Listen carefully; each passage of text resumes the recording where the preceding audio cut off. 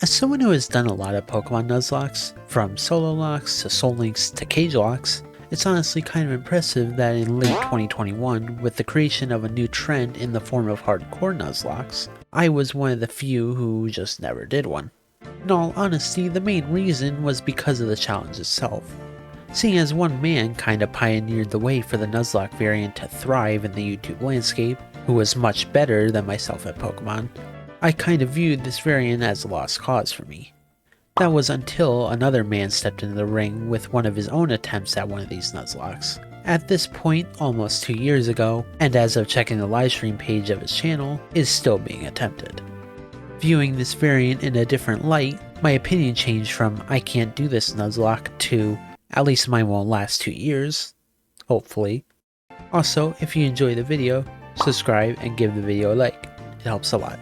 Starting off this run, my luck was kinda shit, to be frank. I started the first attempt with a Blastoise, which, don't get me wrong, is pretty good, but when you can't catch anything to spread the experience out is kind of an issue. I lost my next run to End's coughing, and the last attempt before the real run to end yet again because of a really unlucky freeze. After all this bad luck, I kinda figured it was about time I got literally anything. So when I saw this as the first Pokemon, there was no hesitation.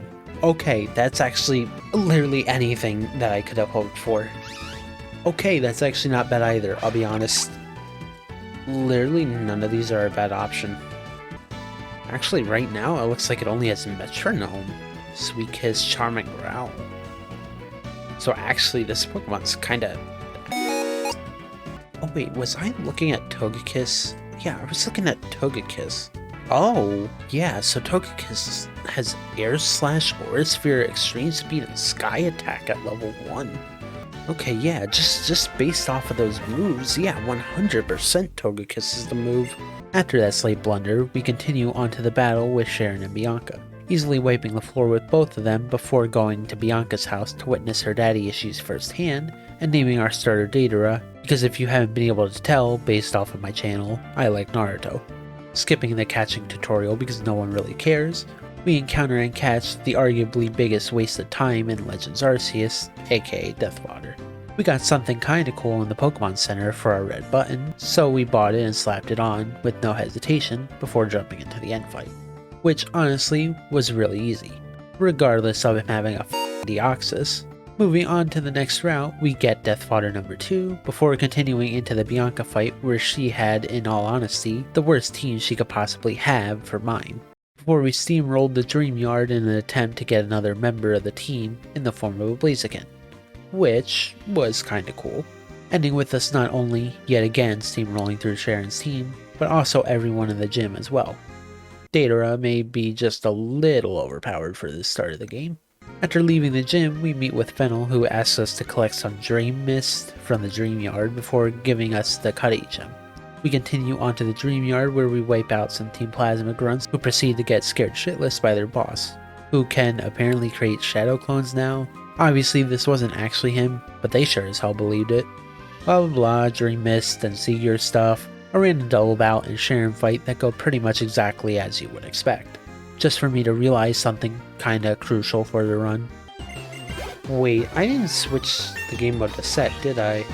I just thought about that. Alright, so I acknowledge that I have not been following the rules the whole time.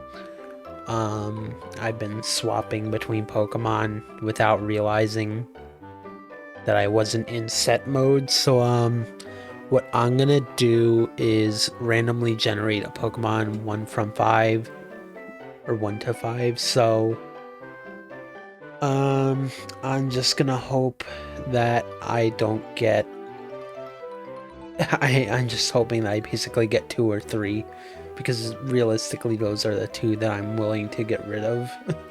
But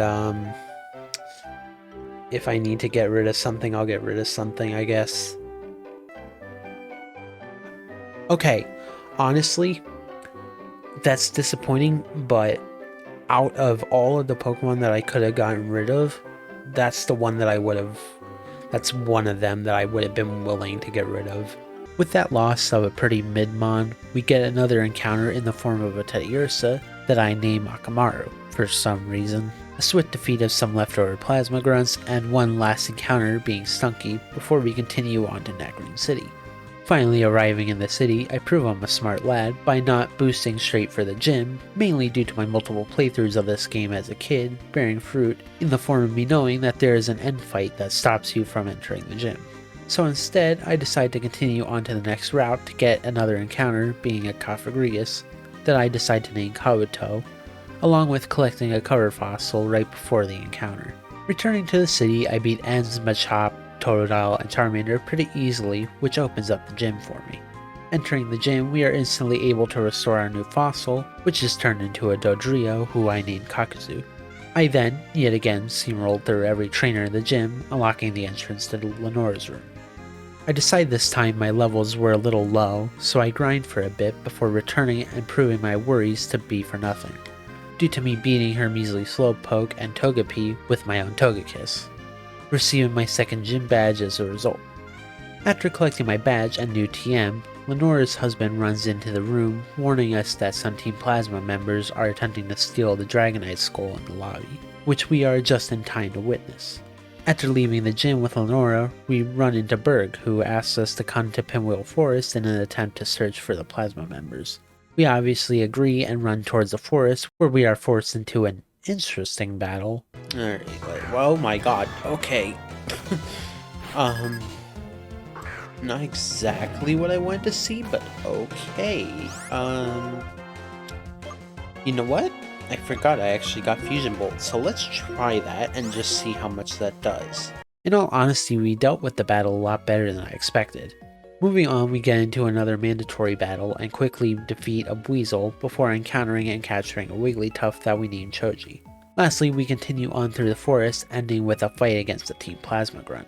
After being defeated, they give back the skull, which we give to Lenora. She gives us a Moonstone in return, and we continue on to Castelia City. Arriving at the city, we head to Route 4 to get our last encounter before the gym, being a Gloom named Sakura. After returning to the city, we need to help Berg, Iris, and Bianca get Bianca's Muna back from a Team Plasma Grunt who stole it. After that fiasco was resolved, we attempt to take on Berg, who was yet again somehow one of the easiest battles at this point. In fact, actually sharing a Slowpoke with Lenora, along with a Smeargle lead and a Houndoom to end it off, leaving us with an acquired third gym badge. After leaving the gym and continuing back to the gate between Castelia and Route 4, we begin a fight with the bimbo, Jill, who only has Pokemon weak to my blimp, as all things should be. Beating her allows us to move on to Sharon, which, may I say, is just a wee bit more terrifying for a quick second, for I yet again realize that his whole team falls to natural selection within this lock known as Togekiss. I get my Desert Resort encounter being an Exeggutor named Brooks. This may be an illegal encounter now that I'm looking at it, but who cares because it's kinda too late to fix it regardless, in the form of a second Inner Desert Resort encounter being a Celio named Cryptic. A Relic Castle encounter being a Ninetales, obviously named Naruto, and lastly I picked up the second fossil and waited to restore it till I fly back, instead deciding to trek forward towards Nimbasa City. After entering the city, we receive a bike for saving an elderly man from some Team Plasma Grunts, and get a few encounters being a Clamperl named Pearl, a Jumpluff named Fluff, and ending with a Semi-Sage named Mark, which may have caused some issues. Oh, okay, to be fair, that was kinda stupid. Should have thought about that. After the fall of arguably one of my soon-to-be favorite Pokemon, I was ready for a bloodbath. Obviously starting with N after the Ferris wheel, who was easy for the most part, and ending with Elisa, who, like the last three, just got demolished by my team. If you haven't noticed yet, this is going to be a trend throughout the rest of the video. The next things to happen are kind of ironic, because I did everything I could before fighting Elisa, so the Charon fight was super easy. But it didn't exactly prepare me for the just straight up mindfuck that these two children were gonna throw at me. Not only did I have Brooks out, who does nothing to the Bronzong, but then there's also kinda just a non-slow start Regigigas right there. Luckily, after Barroach was gone, Charon sent out Infernape, so dealing with the Gigas wasn't too bad, but still. Moving on, I didn't get an encounter on Marvelous Bridge because it was taking too long. So I just decided to move on to the next encounter, which was a Breloom, who wanted to defy the odds and humble me a little bit. I caught it regardless, but if you think I'm using that, you're quite mistaken, along with naming it Adam. My last encounter before entering the cold storage was a Clefable, which had an unfortunate mishap, but in the long run wasn't that huge of a loss. The cold storage wasn't that bad except the one random ass plasma grunt that had a Landorus. Following that, the gym wasn't too bad other than the loss of Kabuto to a mirror coating Wobbuffet. Otherwise we swept the other trainers and Clay, allowing us to collect our 5th gym badge. After leaving the gym, we continued to the left of the city, where we fight Bianca again, who is steamrolled by basically just Togekiss. After she is defeated, we receive Fly, which gives us the ability to return to Nacrene City and restore our 2nd fossil, which turns into a Porygon Z. We name it Error, swap it out for Choji, fly back to Driftfield before continuing to the left again, which allows us to collect a static encounter being a Golurk named Beji. Clay opens up the cave entrance, allowing us to collect a lucky egg from Juniper and encounter a Kricketot, which I decide to I will send you to Jesus. We continue through the cave fighting random trainers, Team Plasma Grunts, and N, who all fall easily to our team, finally allowing us to enter Mistralton City. Here we meet Professor Juniper's father, along with the 6th gym leader Skyla, along with getting arguably the best encounter in the lock. Okay. We name it Eneru, and then he fucking dies barely 7 minutes later in arguably the hardest trainer battle at this point. If you've been following along up to this point, I'm understandably pissed at this point. On top of the fact that at this point, Datara is at the level cap, so I can't use him within reason. So when I enter the tower, I am not exactly in the correct state of mind. This is what we in the business call foreshadowing. One of the few mandatory trainers in the tower had Latias, but luckily it was a somewhat easier fight than I expected. However, we caught our Swampert encounter, named it Kisame, before running into what would become a death sentence for half of my team. The remaining members were Blaziken, Golurk, and Togekiss, which was obviously quite the hit to my team, but not enough to defeat me. Luckily, we were able to turn around and get a free heal before leaving me in a spot where I basically had to use Togekiss, which was just on the borderline of legality, but it was enough to get me out of the tower so we could fly back to the Pokemon Center and rebuild. After collecting Swampert, Jumpluff, and Stunky, I began scaling the rest of the tower, which apparently was also a very stupid move because not 2 minutes later, the next mandatory fight had me up against the Slacking, which killed Blaziken and Golurk, leaving me a little dejected as I scaled the rest of the tower, rang the bell, and flew back to the Pokemon Center to rebuild again before entering the gym. After rebuilding and grinding a bit, the team is made up of Camerupt, Jumpluff, Swampert, Stunky, Dodrio, and Togekiss, which proved their team synergy well in the first outing, making them wipe Skyla with no real issues, allowing us to collect our 6th gym badge. After talking to N outside the gym and healing, we continue on to Reversal Mountain where we fight Sharon, who gave a little scare with her spiel, but was still easy enough while receiving the Search AM from Mulder.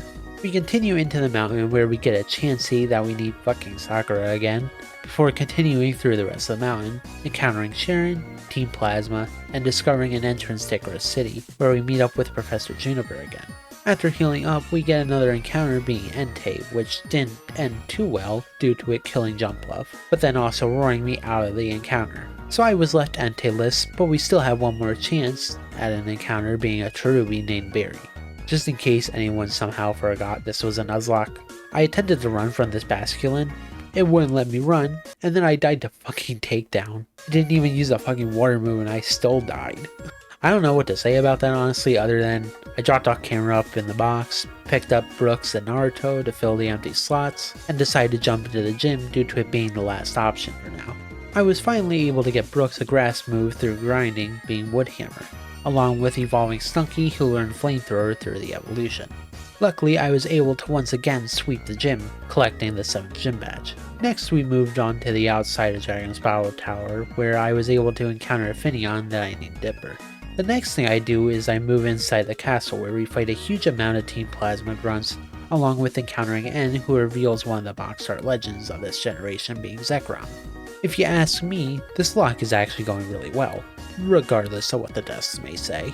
This must be exactly what the game was thinking, because next we fly to Nimbasa City and run towards Relic Castle. In this castle we not only encounter another large amount of Team Plasma grunts, but also everyone and their mother has a fucking legendary or pseudo in this place. There are Salamence, Mewtwo, Mesprit, Reshiram, Palkia, etc. Luckily they weren't too scary in the long run, resulting in us encountering Alder and Ghetsis, and returning to Nacrene City to get the Light Stone.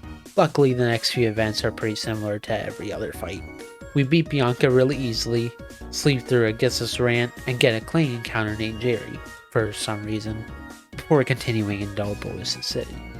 After watching another Ghetsis speech, we follow Iris into her and Drayden's house where they explain the history of Reshiram and Zekrom, which opens up the gym to us. But instead we head to Route 10 where we get a Tentacruel encounter named 10, and a static encounter which was another Golurk that we named Frankie too. Obviously this technically could have been dupes, but with it being a static I was gladly gonna take it and not complain at all because it was a Golurk. Lastly, to see if you're paying attention, do you remember what I said earlier?